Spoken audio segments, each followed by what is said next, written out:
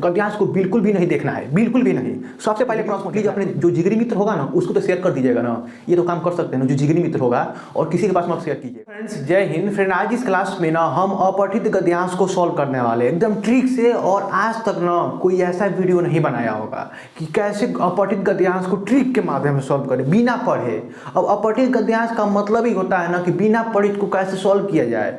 और आज इस क्लास में ना आपका जितना पूरा अंक बनता है अपठित गद्यांश में पूरा अंक पक्का हो जाएगा। बस अपने भाई पे भरोसा करके 5 मिनट समय निकाल कर इस वीडियो को देख लीजिए।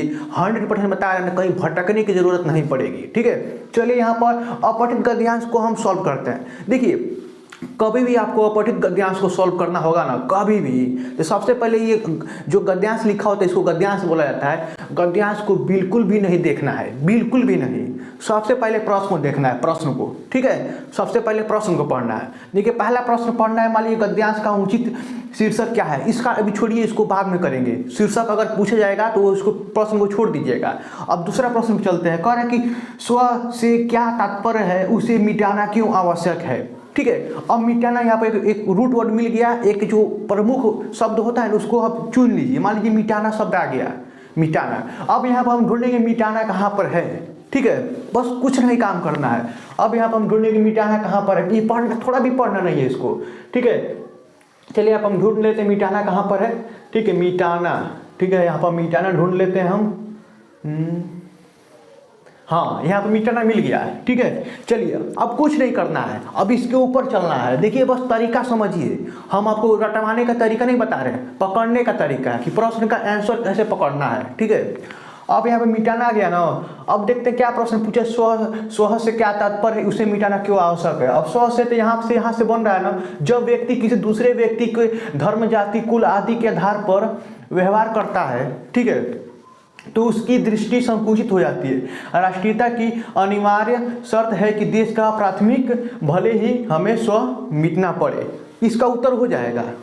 आपको बना के इसमें ऐड कर कुछ बना कर बढ़ा चढ़ा के लिखना है तब लिख सकते हैं। बस उत्तर पकड़ने का हम तरीका बता रहे हैं और कुछ नहीं कर रहे हैं, क्योंकि अपठित गद्यांश का मतलब होता है ना कि बिना पढ़े इसको कैसे सॉल्व किया जाए, और कुछ इसमें तरीका नहीं है। ठीक है, अगला है कि राष्ट्र हमारे लिए क्या है, और राष्ट्र हमारे लिए क्या है।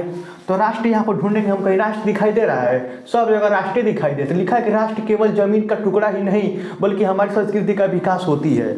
अब राष्ट्र जहाँ जहाँ आ रहा है ना होती है, जैसे जैसे जो हमें अपने पूर्वजों के परंपरा के रूप में प्राप्त होती है, जिसमें हम बड़े बड़े सिया कर पास, जहाँ तक इसका उत्तर बन सके वहाँ तक आप बना कर लिख लीजिएगा। कुछ नहीं इसमें करना। अब देखिए राष्ट्रीयता की सीढ़ी, राष्ट्रीयता की पहली सीढ़ी होती है। अब राष्ट्रीयता का पहली सीढ़ी होती है तो यहाँ पर सीढ़ी हम रूट वर्ड ढूंढेंगे। सीढ़ी कहाँ लिखा हुआ है, कहीं लिखा हुआ है सीढ़ी, हाँ मिल तो गया, पहली सीढ़ी।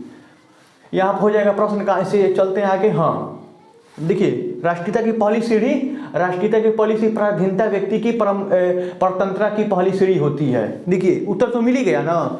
आपको कुछ नहीं करना है, एक रूट वर्ड ढूंढना है, जैसे शब्द, उसमें शब्द को ढूंढ लेना है और उसके ऊपर चलते जाना है और पकड़ लेना है अपठित गद्यांश को।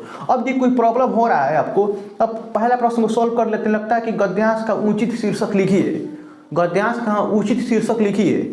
तो उचित शीर्षक क्या है, बस राष्ट्रीयता है खाली। मतलब देखिए सबसे ज़्यादा जो प्रयोग हुआ है वो राष्ट्रीयता ही प्रयोग हुआ है। राष्ट्र यहाँ भी लिखा है, राष्ट्र यहाँ भी लिखा है, तो गद्यांश की उचित शीर्षक राष्ट्र है और कुछ नहीं करना है। जो सबसे ज़्यादा जो प्रयोग हुआ है ना इसमें वही लिख दीजिएगा अगर शीर्षक पूछिएगा तो। अब कोई दिक्कत हो रहा है ना, अगर कोई दिक्कत हो रहा है कमेंट बॉक्स में कमेंट कर दीजिएगा, इसका दोबारा वीडियो बना देंगे। ठीक है, तो बस आपसे यही अनुरोध है कि वीडियो प्लीज़ अपने जो जिगरी मित्र होगा ना उसको तो शेयर कर दीजिएगा ना, ये तो काम कर सकते हैं ना, जो जिगरी मित्र होगा, और किसी के पास मत शेयर कीजिएगा। ठीक है, चलिए मिलते हैं अगले वीडियो में, तब तक के लिए जय हिंद, जय भारत।